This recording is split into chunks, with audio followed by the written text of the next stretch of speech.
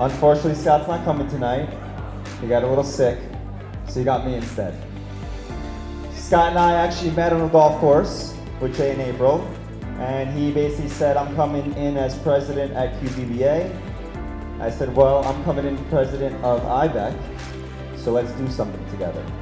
So, we are all here tonight because of golf. All kidding aside, who's in construction? Who's designing construction, right? So tonight, we have some tables. We were asked by a couple committee members to put some tables just in case somebody wants to sit down. But tonight's not about sitting down. What is tonight about? Doing deals, networking, seeing people you haven't seen in a while. We're bringing this back. This is pre-pandemic networking style, all right? Who's ready for that? Who's ready for that? Awesome. So we're in Queens, I'm from Bayside, so I love being here. And we got the city folks from Manhattan to come to Queens. I told Scott, I was like, this is gonna be really, really tough to get people from Manhattan, but we made it. All right, without further ado, we have, if you go back to the first one, which shows all the ladies. So go back to. I normally don't need a microphone. Good evening, everyone. Come on, you're alive and well. My name is Laura Bush, and I'm a regional director for Consigli Construction in the New York City metro region, covering New York City, Long Island, New Jersey, and Pennsylvania. The first thing I usually have to address is my infamous name. There's normally a sense of disappointment when people first meet me in person, as they were expecting the former First Lady of the United States, plus a Texas accent. Well, apologies, but you're going to have to listen to this Northern English accent for the next 10 or so minutes. And as a green card holder for over 20 years and not being permitted to vote, we'll have to settle for the First Lady of Construction rather than United States. So we all know the construction industry is mostly enjoyable because despite the hard work, pressure and stress we face, we make most days fun, especially with our stories and humor. I have endured many nicknames over my 30 years or so in the industry, some of which I will share with this big group this evening. Aside from the First Lady, which we already mentioned, there's also ambush. Think ambushing my team with problems. One person actually likened this to tossing a hand grenade over his work vehicle. The other is Master of Managing Disaster, or MOMD, and of course, the Queen, which is very fitting for the theme of tonight's event. I personally took being allocated a nickname from job site to job site as a sign of respect, acceptance, and being part of a team. Looking through my construction contacts in my cell phone reads like something from a WWE SmackDown episode. John the Greek, Frankie Hammer, Jimmy Cabinets. There have been occasions when I didn't even know someone's surname because they just went by their associated trade, and that's how everyone knew them. I'd like to take a moment to recognize all the women being highlighted and recognized here this evening. If they can please wave their hand, because we're all standing. And please, let's give them a round of applause. It has been an absolute pleasure over the last 30 years in this industry. And we have gone from women being a rarity on a construction project to having industry events like this being dedicated to trailblazers, paving the way for future generations, like all of you. Well done, ladies. I am humbled to share this evening with you all. I would also like to give a huge shout out to Hugo Ramirez, right over here. Hugo, you work so hard to recognize the amazing women in our industry, and we all appreciate and see you. To this day, I can remember all the men who gave me a hand up through my career, especially in those early days when there weren't a lot of us on site. One of my absolute fundamentals as a construction leader is to ensure that absolutely everyone is given a fair and equal opportunity to succeed at working with us. So how on earth did I get here? I'm not talking about the subway, but how did I get to be a regional director of a construction company, and let's face it, the greatest city in the world? It's no surprise I had, and I continue to have, strong women in my life. Whether it was growing up with my grandmother, who survived her home being bombed in Manchester in World War II during the Blitz, my mom who spoke 5 languages, and my 2 sisters who continue to inspire me every day. I was actually sent to Greece on my own when I was 13. We're talking Olympic Airways in a cigarette-filled smoke cabin, and meeting the family I was staying with for the first time in the arrivals hall at Athens Airport. It was all organised through our local church, and before the time of cell phones. So what could possibly go wrong? My mum and stepdad were not easily impressed by much. So when I told them I was going to work shadow some people on a construction site at age 16, no one batted an eyelid. In fact, I think because no one made a big deal about being the underdog, it made things that weren't so normal, like being the only female on a construction site, acceptable to us. I now have 2 teenage girls of my own, and I often think back to what our parents allowed us to do. That trip to Greece at 13, working on a construction site at 16, and how much out of my comfort zone that would be for me now. Negotiating with teenagers also prepares you well for construction litigation, dispute resolution, and change order discussions with subcontractors and clients. I am sure many of you in the audience sympathise as fellow parents of teenagers, and I often joke that coming to work in construction is the easiest part of my day. As I mentioned earlier, my tenure in the construction industry started over 30 years ago with that first 1-week internship at age 16, following various people around on the active construction of the Ewood Park football stadium, or as you guys call it, soccer, in my hometown of Blackburn, Lancashire in England. I very quickly fell in love with construction, and once my week was up, I decided I was going to apply to construction companies for sponsorship to go to college. After a couple of years of applications and definitely a few rejections, I was offered a 4-year sponsorship to study construction management at Manchester University. This was the starting point of a 25-year career with Bovis, later known as Lend-Lease. I got to work in 3 countries, England, Germany, and the good old USA. My first full-time working assignment after graduating college was as an assistant super on the National Maritime Museum in Greenwich on the outskirts of London.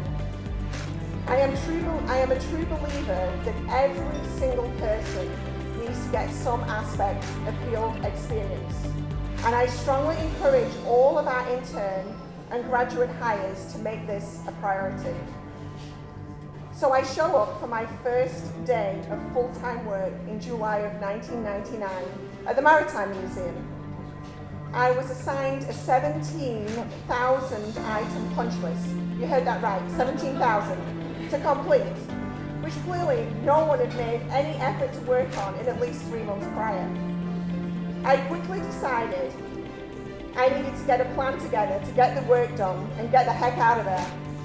It was painful, but a great learning experience. I remember one day walking with the architect to sign off items, and he complimented me because the chipping gun that had been embedded in the concrete floor during the pour and become a tripping hazard was actually removed because I had taken care of it. He told me every time he'd walked the job site for months, he had tripped over it because the lights also didn't work in the room. Small victories in removing said tripping on. In order to get myself out of there, I prepared a report of the punch list progress and sent it directly to the regional director of Bovis in London, asking to be reassigned because I had impacted the project by getting the majority of items closed and someone else could finish it up. For a 22-year-old, it was a bold move, but I was on another job within a matter of weeks. After that, I went to work on an office building in southwest London, again as an assistant super for the structural steel and facade. I was certainly tested a couple of times by the team as part of my initiation. One day they told me I had to go into the sewer to check it with one of the supers.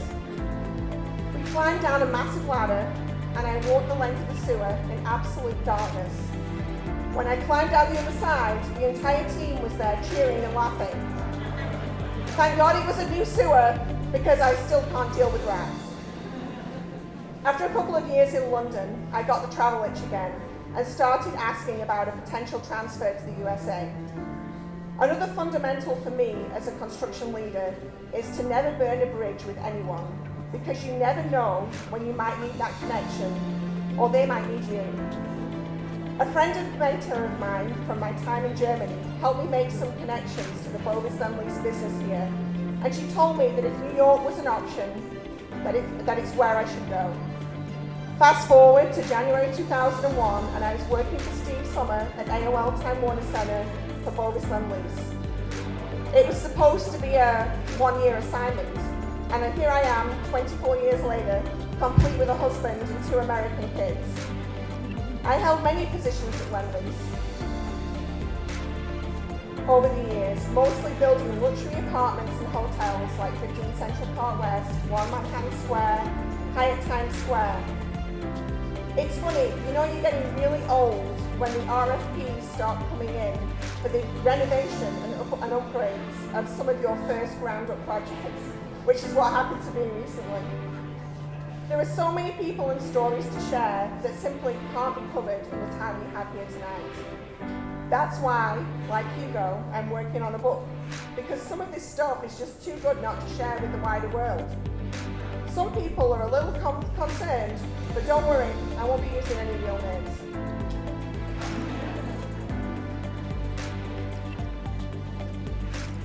In early 2021, I received a call from a recruiter. He told me that I should meet Anthony Consigli. No offense to anyone here, but I normally ignore recruiters. This was different. The guy who called me actually owned the recruiting company, so I thought I better oblige. Anthony and I met over dinner in that April, and I instantly knew that this was someone I wanted to work for. In June of that year, I made the difficult decision to leave Lend-Lease on good terms with no bridges burned. That was important to me. And I joined Consigli in September 2021. Consigli is a 5th-generation family business founded in 1905 with its roots in the building trades and craft. What started as a local business in Milford, Massachusetts all those years ago has evolved into an employee-owned, also known as an ESOP, $3.5 billion, that's with a B, construction company with 15 regional offices across the East Coast from Portland, Maine to Raleigh, North Carolina, down to the US Virgin Islands. Our company is built on trust, accountability, and drive. We strive to make raving fans of everyone who interacts with us. We are extremely proud that we see 73% repeat business from our clients, thanks to the hard work and dedication of our 2,400 employees. Anthony is a dynamic leader who is humble and smart. We work in an environment where anyone can bring an idea to the table and, most importantly, be heard.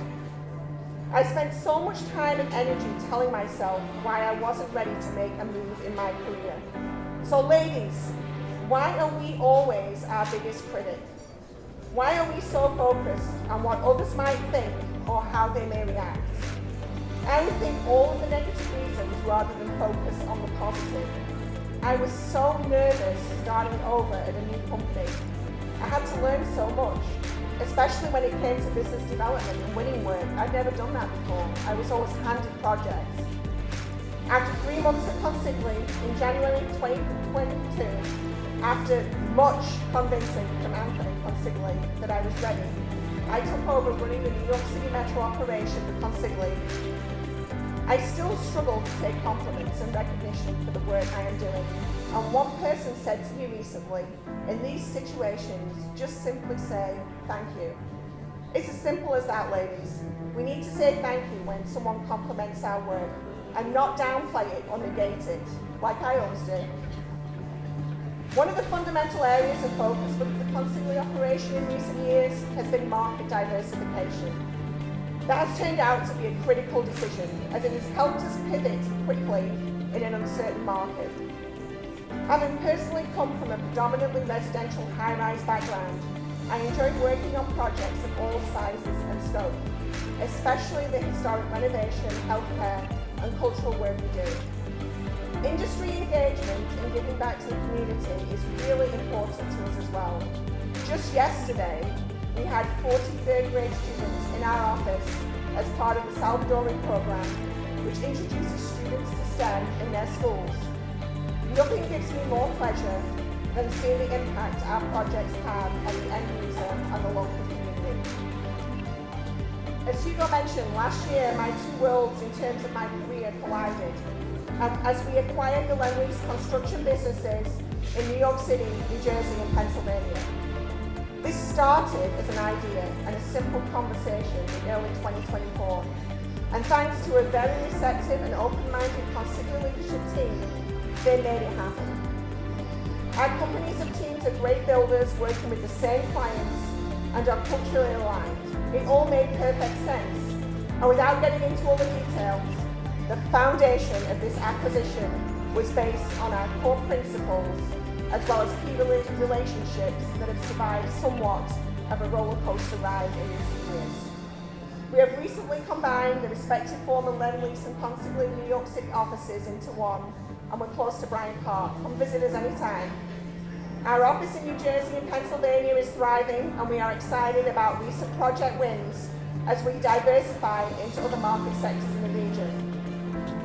So I didn't want to steal Miss Gibson's thunder, but I know that she's probably running a little bit late. So I wanted to close with just a quick take from me on the industry and the outlook for 2025.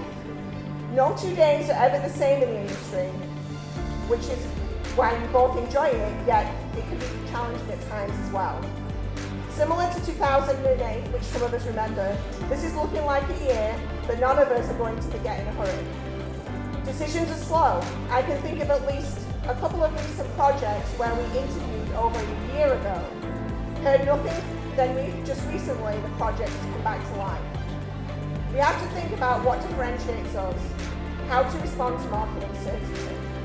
It's important for us to stay connected as an industry with clients, competitors, our subcontractors, and the design professionals. We are looking at some very different types of projects, like office to residential conversions, as residential development in New York City has slowed. We are also seeing the shift of this type of work to other regions, like New Jersey. All right, good evening, everyone. It is such a pleasure to be here tonight.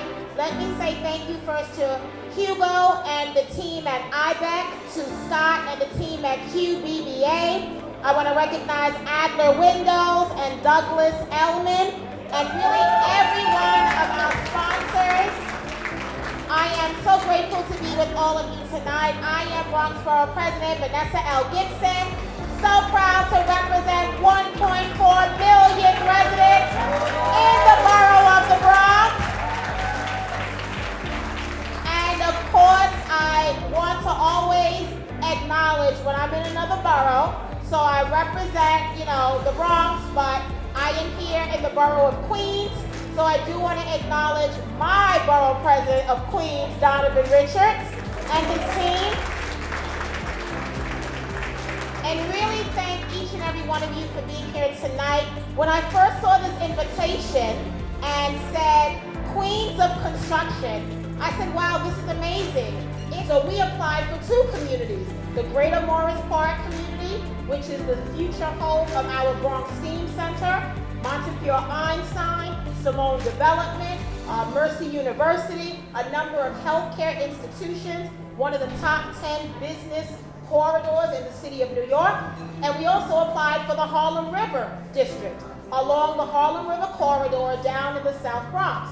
Now, we were hoping that both neighborhoods would win, but I'm very proud to say that we got the entire $20 million for Greater Morris Park. Entire $20 million.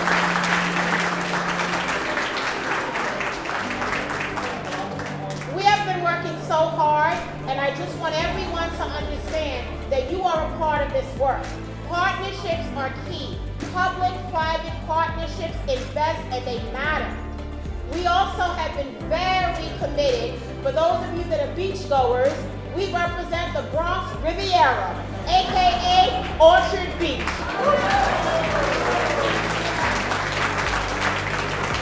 And we've been very proud to get $100 million for a complete renovation of the pavilion at Orchard Beach. This is a project underway, year 3. We hope to finish by early 2026. We're very excited about Orchard Beach because every year we see about 1.6 million visitors and beachgoers each and every year. Ladies, thank you so much. Thank you for not only shattering the glass ceiling, but making sure that you have your rightful place in history. Shirley Chisholm once said, if they don't invite you to the table, you bring a folding chair. And I'm sure that many of my ladies have brought that folding chair to the table. Because not only do we belong, ladies, but we are here to raise the standard. We are here to set a legacy for the next generation to follow us. So that every young girl, every young lady in our community can look at all of us and see themselves. That is why we do this work. So I acknowledge you. I thank you for pushing and resisting some of the status quo that is often used to define who we are. But rather, we will show the world what women in construction can do and how well we can do it just like that. So congratulations. Thank you so much to everyone. I will never forget this. I have never been to an event that has honored women in construction. So congratulations and thank you everyone for being here. Come on up. Christella Yu is the president of Elite Builders and Management, a certified woman-owned steel fabrication and installation firm, where she has, give it up,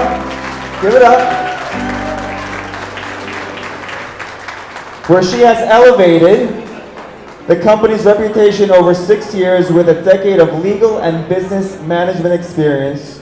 She's also a passionate advocate for women, minorities, and the AAPI community. President of Elite Builders and Management, a women-owned company specializing in customized steel fabrication and installations. Over 10 years of experience in legal compliance and business management with a background in executive roles at major law firms. Wow. Founder of real estate investment firm and a property management company, and strong advocate and role model for women and minority entrepreneurs, currently leading the AAPI Foundation. Let's hear it for Christella one more time. And so we're going to ask her one quick question.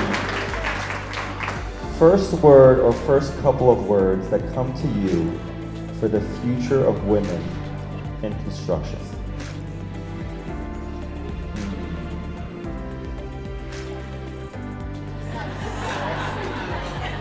Confidence, money. Sexy, confidence, and money. I like it. Let's go. Give her a round of applause. I'm going to have you stay up here because I want a picture with everybody. So next up we have Vanessa. You can... Veronika. That's probably Vanessa's the next girlfriend, sorry. Veronika Sikorski. Give her a round of applause.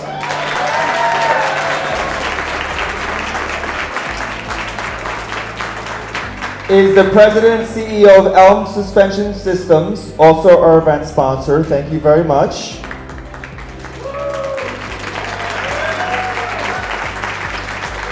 A WBE certified family-owned scaffold rental company specializing in suspended access solutions. As a second-generation special rigger, she brings deep industry expertise and currently serves as president of the New York City Special Riggers Association.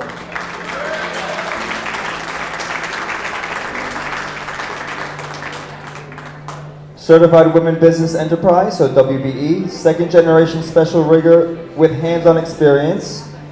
And she's committed to innovation and special safety in rigging solutions. One more time, let's hear it for Veronika. Not Vanessa.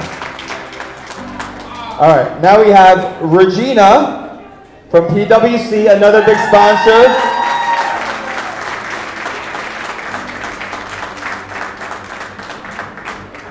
High five. I'm a high five guy. Let's go. All right, so she is the Executive Director of Professional Women in Construction's New York chapter, leading in growth and community impact since 2021. With 18 years of not-for-profit experience, she brings a strong background in management and event production from roles at Lincoln Center and IMG Artists. Again, let's give her a nice round of applause.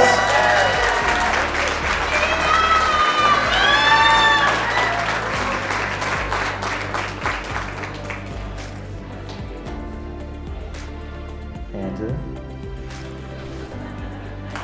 Come on out.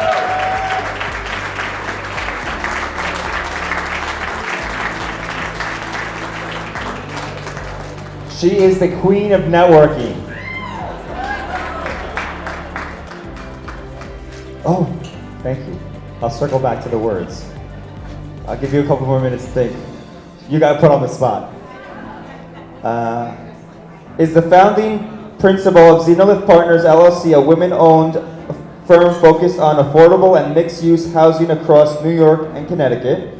With over 1,200 units developed and 500 in the pipeline, she integrates supportive service, environmental expertise, and community-centered design into her projects. Round of applause. So you ready for yours? The future of women in construction. One or a couple of words that come to mind. Opportunity and strength. I like it. Opportunity and strength. You ready? I'm going to go with the PwC mantra, which is get women business. Get women business. I like that. You ready? Hear yours? Mine is that it's not about who's going to stop us. Oh no, I got it wrong. It's not about who's going to let us. It's about who thinks they're going to stop us. Power. I like it. Power. Ooh, Jennifer. Come on up, Jennifer. Let's hear it for Jennifer. Louder for Jennifer. Louder. So Jennifer Grande is a seasoned real estate executive and managing director at Douglas Elliman, bringing nearly 25 years of experience in residential property management since 2018. She led operations across 9 residential buildings where she oversees all aspects of performance, including building systems, compliance, financial planning, and on-site team management. Jennifer has successfully planned and executed a wide range of large-scale capital projects, improving building infrastructure, operations, and resident expertise. She's highly experienced in managing multi-million-dollar budgets, ensuring regulatory compliance, and streamlining daily operations to maintain the highest standards of service and efficiency. Her leadership is marked by hands-on involvement, strong communication with ownership and boards, which are tricky to work with, and a result-driven approach to assets management. Let's give her a nice round of applause. Are you ready for your 3 words? Yeah? Okay. Power, confidence, and money. Oh, yes. I like that. I like that one. Also a big sponsor tonight. Thank you very much, Douglas Elliman, Property Management. So Danielle, everybody know Danielle?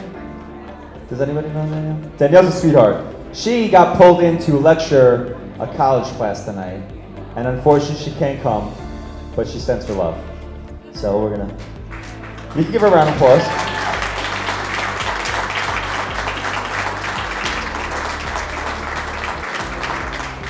Laura Bush. Laura Bush. Let's hear it for Laura Bush. Come on up. And I read hers earlier, so I think we're okay. You want me to read hers again? I'm going to read hers again. Laura Bush is the original director of New York City Metro, New Jersey, Pennsylvania Consigli Construction / Lend Lease. It's going to stay Consigli. I love it. Again.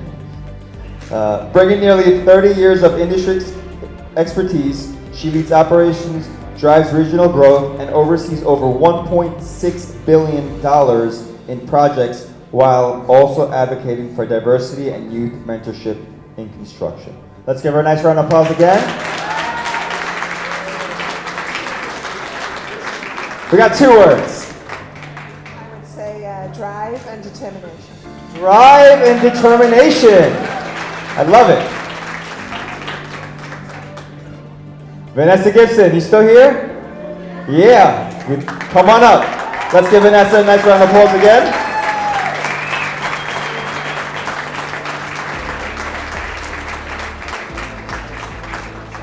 Vanessa Gibson is the 14th Bronx Borough President and the first African American woman to hold the position with a career rooted in public service. She has championed issues like housing, public safety, food equity, and criminal justice reform, serving previously in the State Assembly and City Council.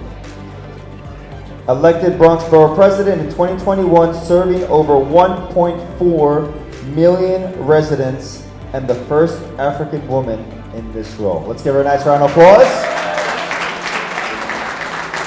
Do you have 2 words or 3 words that come to mind for the future of women in construction?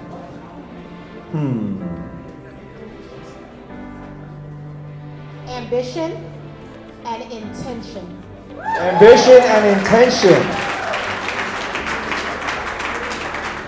All right, so you guys can do a selfie now too. All right. So now, these are the boxes. So make sure you take the boxes home so they don't break on you. How lovely are these diamonds? This is Spiro Marcatos' idea. Spiro in the back of the room. Adding a little flavor, right? I was like, oh, we'll just do a plaque. Spiro's like, nope. Diamonds, go diamonds. Aren't these so pretty?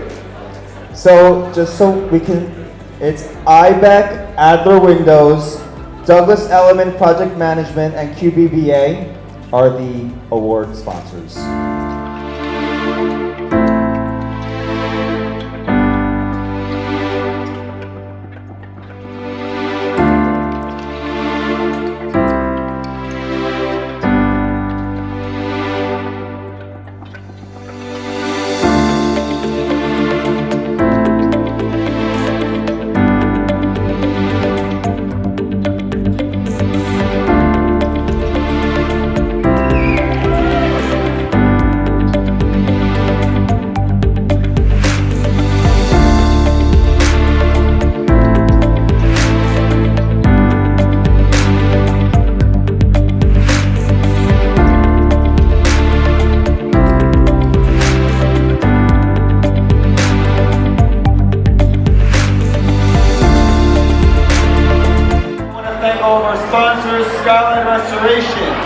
RPM Management, Adler Windows, Douglas Elliman, Elite, PwC, Skyline Restoration, Zenolith Partners, Elm, Consigli, American Risk Insurance.